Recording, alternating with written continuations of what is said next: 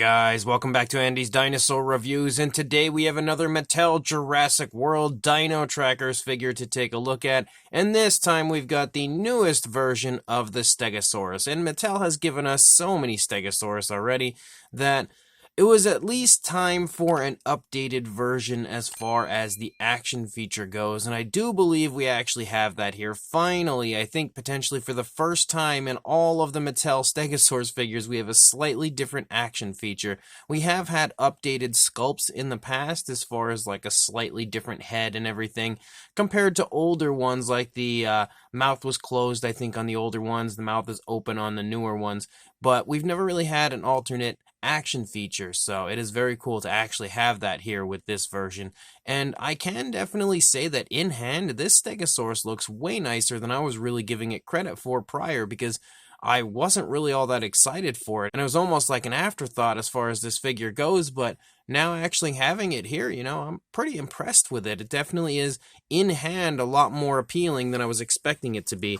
But you can see as far as the box art and everything goes, it looks pretty much the same as it's been for all of these Dino Tracker releases. And then here on the back, you can see basically an image here showing off the action feature. And although it looks like it is pretty much the same action feature that we've had, it's slightly different compared to previous versions. But you can also see, again, an image down here showing off the Sinotyrannus, which is the other of these giant tracker figures that is hitting stores currently. And then there's also the tracking gear that we also have for our Stegosaurus. So let's go ahead, break this out of the packaging, and check it out. So here is our tracking gear, and then here is our Stegosaurus. And again, like I said, the coloration and paint on this one is really, really nice, because something Mattel's been doing a lot lately, they have this kind of like splotchiness to the random coloration to it, but this one has a little bit extra compared to what you normally see with Mattel, because you normally get like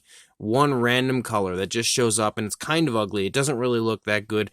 However, this time, we actually have numerous variations of color I can see on this, as we have browns and grays, it looks like, and rather than just being so, obvious, it's a lot more natural as far as the way it's kind of applied to this figure. Like, it's so much smoother and just looks a lot more like body color on the figure as opposed to just random splotchy paint applied to it. So, honestly, there's a pretty good chance that this is probably one of the best paint apps that we've seen for the Stegosaurus.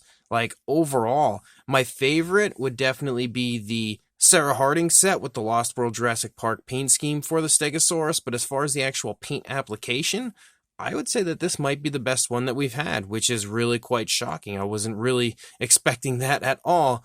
But regardless, I'm very excited to go ahead and jump to a closer look at this one with you guys, so let's do that right now. Now, Sculpt Wise, I don't believe this Stegosaurus is any different from the previous offerings we've had from Mattel, as far as the Stegosaurus 2.0, which would be the newer sculpt with the, open mouth that we have going on. So if you have one of the newer Stegosaurus figures from Mattel, as far as the past probably 2 or 3 releases, then you'll probably already know exactly how the sculpt looks. It is absolutely gorgeous, really highly detailed as a whole. But what we're here to take a look at would be anything that differentiates this from previous releases, and obviously the paint scheme is the major player here, because we have a really nice kind of a light, sort of like a white or an off-white tone for the majority of the figure. Unfortunately, we don't have paint for the beak. That's the one thing I really would have liked to have seen on this one.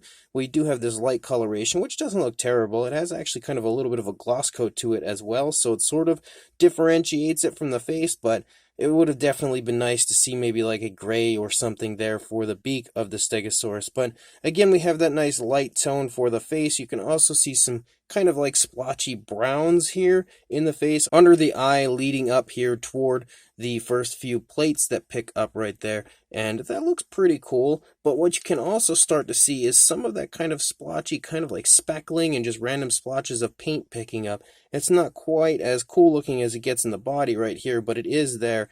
You can see that the first few plates are actually a very dark brownish tone, but as we lead up here, the plates then turn into a green, and then only these two are just a straight up green before we get up here, and then we have green, and we also have some of that darker tone of color there kind of running up into the plates and designing, which definitely looks cool. And that coloration then runs down here on the body and kind of like designs and stuff throughout as we move along the back, following those plates. It looks really cool. And one thing they did that I do like is they've allowed some of the lighter tones to kind of creep in and out of that darker coloration, which I think looks very cool and definitely makes it look a little bit more lifelike, a little bit more realistic as far as the coloration goes, making it look more like body color rather than paint. But again, you also start to take notice to that splotchy paint that I was talking about, and you can see it here as we have kind of like some dark grays or something there, but then there's like some splotchy browns, and again, almost looks like blues right here, and you've got some more of what looks like that gray, and then you've got more of that brown, and that stuff is just everywhere on this figure, and it just makes it look so nice as far as the paint apps, because it actually gives it the feeling of having color from head to tail, which is definitely something that we don't often get from Mattel. There is a little area here, where it's just kind of a little more obvious as far as like it being paint than, more naturalistic body color, but even that area, it doesn't look bad. It still does look kind of like body color over paint. We have some more of this brown, actually not even some more, because this is the first time we've seen this coloration or this shade of brown, but we have like this lighter variation of brown that picks up here, kind of, runs down here into the top of the leg and runs along the lower part of the stomach region, but you can again see more of that coloration here throughout, leading down into the lower part of the stomach as far as that kind of random splotchy color underneath, and that does appear in the legs and everything. Unfortunately, we don't have painted nails. They do sort of seem to have a gloss coat like we saw on the beak, but no specific nail paint. You can see the same for the rear leg, but even again, as you look through the rear leg, you can see more of that kind of splotchy color throughout, which just looks so nice, I think, on this figure.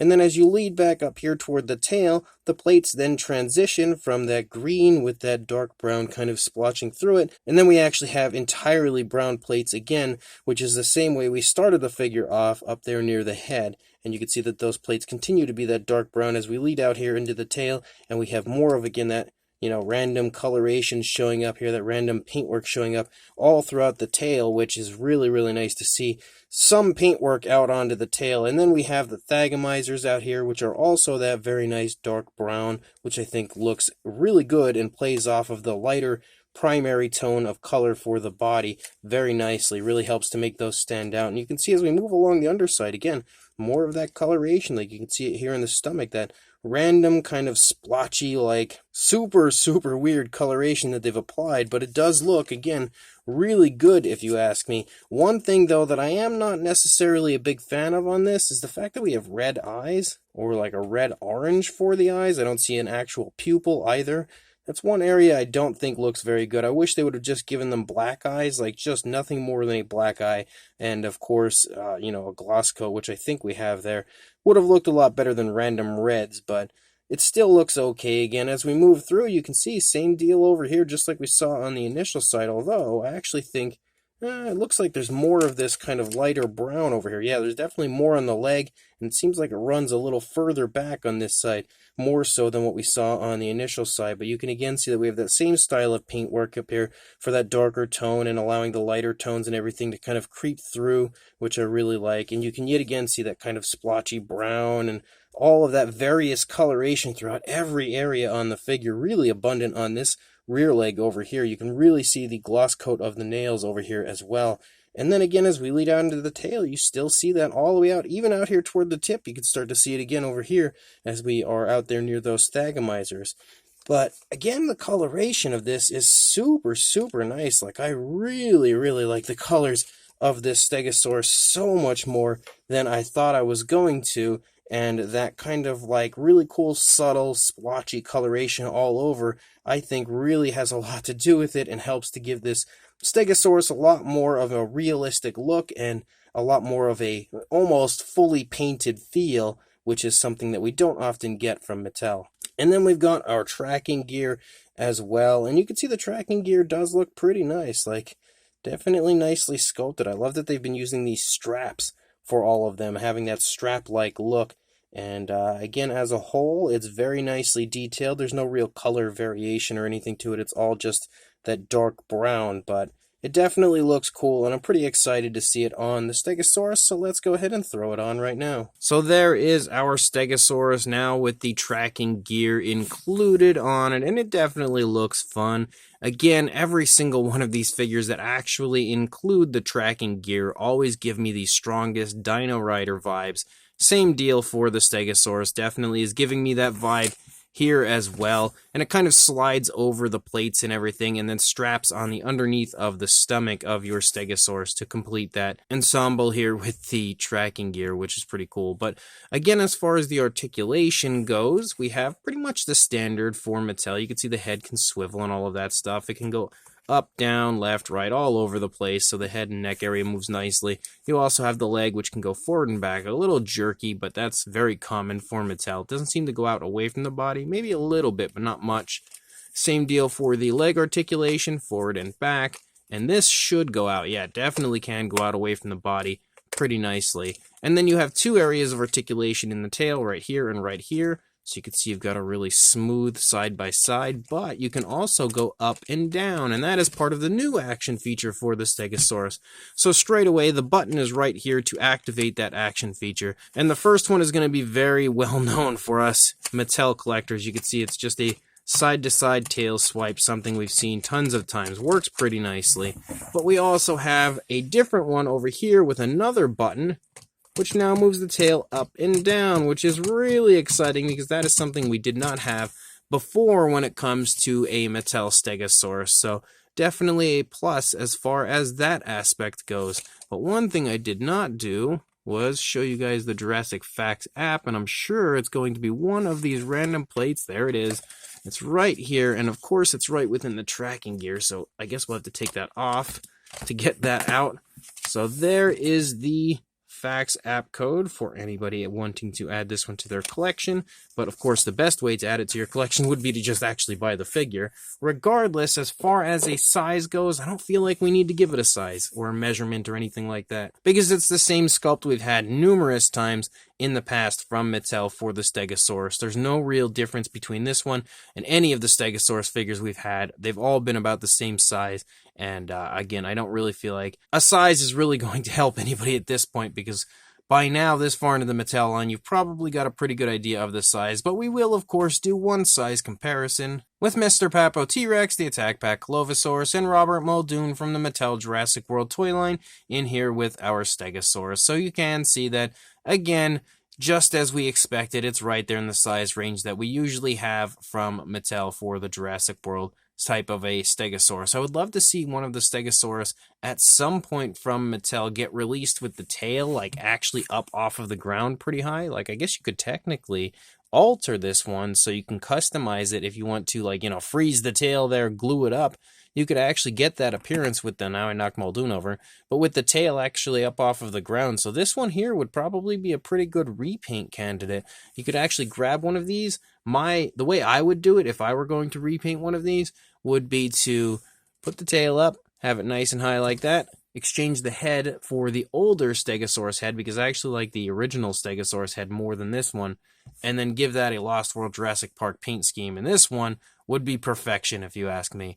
But regardless, the entire point of coming into this section of the video was for a size comparison, so hopefully if you don't have any idea of the size of a Stegosaurus, one of these figures here will help to give you an idea of the size. So this brand new Mattel Jurassic World Dino Trackers, Gigantic Trackers, Stegosaurus is definitely another nice figure, and I think at this point, the overall feel that I have for the Dino Trackers line is that every figure seems to be better than I was expecting it to be. I would say the large majority of the Dino Trackers figures we've seen so far have had really nice paint apps and definitely an improvement over older Mattel releases, as they kind of got a little bit lazy with the paint apps on a lot of their figures for a while there, and although they're still not where we would probably want them to be, they're definitely improving a lot, and this is another really good example of that. And like I said, this Stegosaurus, in my opinion, might have the best paint apps out of any Stegosaurus we've seen. Maybe not the most appealing color scheme, but there's just a lot of color on this, and again, with that kind of like random splotchy color throughout, it actually does give it the feel of having, a fully painted look. The only thing I really wish it would have had would have been painted nails, a pupil, and paint for the beak, and then it would have been absolutely excellent. But even without that stuff, it still looks really good. The coloration is nice and naturally applied as a whole, and the entire figure just has a really, really nice look to it. Of course, the sculpt is fantastic. Mattel never skimps out when it comes to their sculpts. They're always incredibly highly detailed, as we have that same situation going on here with this Stegosaurus, as we have a massive amount of detail on this incredible sculpt. So no worries as far as the sculpt goes. It is as highly detailed as it gets when it comes to a Stegosaurus. So the sculpt is really nice. The paint is really nice. The articulation is pretty fun, but there's not really too much to it as far as the Stegosaurus goes, but it's pretty much what you would expect. One thing I actually do like is that we don't have that random seam in the middle where the dinosaur kind of like bent sideways, which could have, it did make some pretty cool diorama possibilities, but I actually like the lack of that here on this one. It's just a little bit less obnoxious looking without it. But again, the really exciting aspect as far as the articulation goes, in my opinion, would be the action feature and the fact that we can now articulate the tail up, which is really cool. Again, giving you some really cool possibilities as far as customizing the figure, but also just generally fun because it's a new action feature for the Stegosaurus that we didn't really have before. And then you have some tracking gear, which is always fun, again giving you that kind of Dino Riders vibe, which I am a huge fan of, so I definitely love the fact that they're including that here with the Dino Trackers line. Of course you would have tracking gear with Dino Trackers, but it is still really cool. So as a whole, this is a way better release for the Stegosaurus than I was personally expecting it to be. Again, at one point I just kind of was like, yay, another Stegosaurus, yippee. But now actually having it here, I am way happier with this Stegosaurus than I ever thought I would be. So if you are interested in picking this up, I will include a link in the description to Big Bad Toy Store where you can grab one for yourself, or you can look for it in Target because it has been showing up in certain Targets throughout the United States.